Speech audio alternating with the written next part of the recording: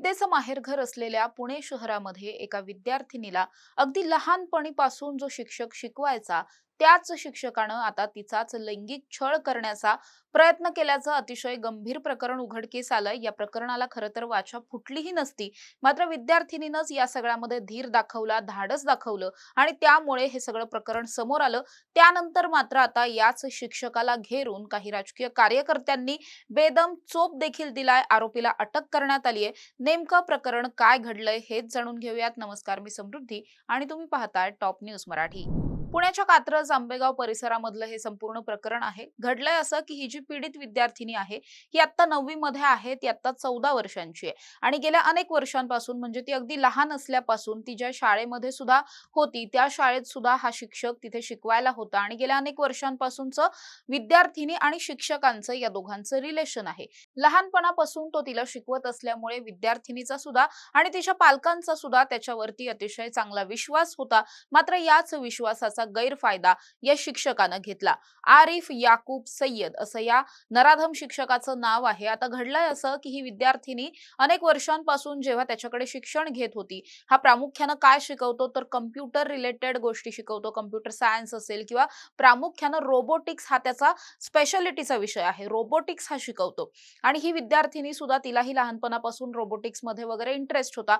तिने त्याच्याकडे अनेकदा शिक्षण घेतलेलं आहे, अनेक वर्षांसाठी शिक्षण घेतलंय। मात्र गेल्या काही वर्षांपूर्वी या विद्यार्थिनीनं अचानक आर्थिक परिस्थिती चांगली नसल्यामुळे वगैरे तिने शाळा सोडली। नंतर मात्र तिनं हे रोबोटिक्सचं शिक्षण बाहेरून घ्यायचं ठरवलं। त्यामुळे तेव्हा तिला असं कळलं की हा जो शिक्षक आहे तो ऑनलाईन पद्धतीनं सुद्धा रोबोटिक्स वगैरे शिकवतो, ऑनलाईन आणि ऑफलाईन क्लासेस सुद्धा घेतो। त्यानंतर ही विद्यार्थिनी या क्लासला जाऊ लागली। दरम्यानच्या काळामध्ये असं झालं की विद्यार्थिनीची पूर्वीपासूनची असलेली ओळख, तिची परिस्थिती सुद्धा थोडीशी हालाखीची होती। त्या सगळ्यामुळे या नराधमानं या विद्यार्थिनीला असं विचारलं की तू माझ्याकडे शिक्षण तर घेतेच, पण तू माझ्याकडे शिकवण्यासाठी सुद्धा येत जा। मग असं म्हटल्याच्या नंतर तिला जे काही बेसिक शिक्षण येत होतं हेच शिक्षण ही विद्यार्थिनी आणखी काही लहान मुलांना ऑनलाईन क्लासेसच्या माध्यमातून द्यायची। संध्याकाळी 7 नंतर हे ऑनलाईन क्लासेस चालायचे। मदरशांमधल्या मुलींना हे सगळं शिक्षण ऑनलाईन स्वरूपात दिलं जायचं, रोबोटिक्सचं आणि कम्प्युटरचं वगैरे।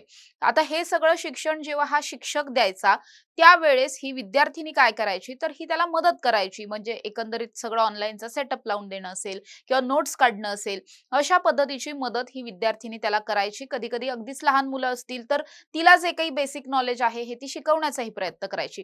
सुरुवातीपासूनच तिला स्वतःला शिकण्यामध्ये सुद्धा आणि इतरांना शिकवण्यामध्ये सुद्धा खूप चांगला रस होता आणि त्यामुळेच ती हे सगळं काम करत होती। दरम्यानच्या काळामध्ये असं घडलं की अनेकदा जेव्हा एखाद्या वेळेस असं व्हायचं की क्लास संपायला खूप उशीर व्हायचा, ऑनलाईन ऑफलाईन दोन्ही पद्धतीनं क्लासेस असायचे, त्यावेळेस जर एखाद्या विद्यार्थ्याला खूप उशीर झाला असेल तर अनेकदा काही विद्यार्थी हे या शिक्षकाच्या घरीच थांबायचे। आंबेगाव कात्रज परिसरामध्ये त्याचं वास्तव्य आहे, तिथेच त्याच्या घरी काही विद्यार्थी वास्तव्याला असायचे। 3-4 आठवड्यांपूर्वी सुद्धा तसंच झालं। 3-4 आठवड्यांपूर्वी अगदी खूप उशीर झालेला होता, 12-1 वाजलेले होते क्लास संपता संपता आणि त्यावेळेस असं घडलं की ह्या शिक्षकानं या विद्यार्थिनीला असं म्हटलं की मी तुला सकाळी घरी नेऊन सोडतो, आता खूप जास्त उशीर झालाय, तू आजची रात्र इथेच मुक्काम कर। कुटुंबियांना सुद्धा या शिक्षकावरती विश्वास होता, मुलीला सुद्धा विश्वास होता, त्यामुळे त्यांनी सुद्धा तिथे राहण्याचं ठरवलं आणि जेव्हा ही मुलगी त्याच ठिकाणी झोपलेली होती यावेळेस या शिक्षकाची स्वतःची सुद्धा एक मुलगी, तिची एक मैत्रीण तिथे होती, त्याचा मुलगा तिथेच होता, अशी सगळी लहान वयाची म्हणजे आपण म्हणू शकतो 10 ते 15 वयोगटातली अनेक लहान लहान मुलं त्या ठिकाणी होती आणि ही सगळी मुलं एका बाजूला झोपलेली असताना म्हणजे या तिन्ही मुली एका बाजूला झोपलेल्या होत्या, तर हा शिक्षक जो आहे तो दुसऱ्या बाजूला झोपला होता। पण त्याच वेळेस त्याची नियत फिरली। मध्यरात्री उठून त्यानं या विद्यार्थिनी सोबत अश्लील कृत्य करण्याचा प्रयत्न केला, तिला नको तशा पद्धतीनं स्पर्श केला। त्यावेळेस मात्र ती अचानक दचकून उठली। त्यावेळेस तिला बाजूला बसलेला हा नराधम दिसला। त्यानंतर ती प्रचंड घाबरलेली होती। 3-4 दिवस तिने या सगळ्याची माहिती कुणालाही दिली नाही।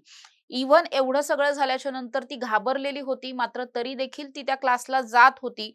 त्यानंतर मात्र तिच्या वागण्यातला बदल, तिचं अचानकपणे एकटे राहणं असेल किंवा अबोला धरणं असेल, हे सगळं तिच्या कुटुंबियांना कुठेतरी जाणवलं। मग तिच्या बहिणीनं तिला अनेकदा विचारल्याच्या नंतर तिनं जे काही घडलं होतं हे सांगितलं। त्यानंतर या प्रकरणामध्ये विद्यार्थिनीचे जे पालक आहेत, तिचे वडील आहेत, त्यांनी सुद्धा या शिक्षकाला जाब विचारण्यासाठी ते त्या ठिकाणी पोहोचलेले होते.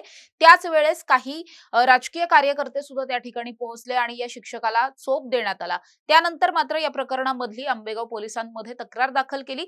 सध्या पोलिसांनी त्याला अटक केलेली आहे. त्याला 3-4 दिवसांची पोलीस कोठडी सुद्धा न्यायालयानं सुनावली आहे. आणि जो शिक्षक अगदी लहानपणापासून जी विद्यार्थिनी आपल्याकडे शिकण्यासाठी आहे, तिच्या बाबतीत जर तो असं काही कृत्य करण्याचा विचार करू शकतो, तसं एखादं कृत्य करू शकतो, तिला अश्लील पद्धतीनं स्पर्श करू शकतो, तर हा शिक्षक समाजासाठी किती घातक आहे, हे यावरूनच निष्पन्न होतं आणि त्यामुळेच याला कठोरातील कठोर शिक्षा करा, अशी मागणी आता जोर धरताना पाहायला मिळते. विद्येच्या माहेरघरामध्ये असे सगळे प्रकार घडतात. त्यामुळे कुठेतरी हे प्रकरण किती गंभीर आहे, हे सुद्धा पाहिलं जातंय आणि पालकांमध्ये प्रचंड रोषाचं वातावरण आहे. त्यामुळे या प्रकरणामध्ये या नराधमाला आता काय शिक्षा होते हे पाहणं अतिशय महत्त्वाचं असणार आहे. अशा ताज्या आणि महत्त्वाच्या बातम्यांसाठी तुम्ही पाहत राहा टॉप न्यूज मराठी. आपला महाराष्ट्र, आपली बातमी.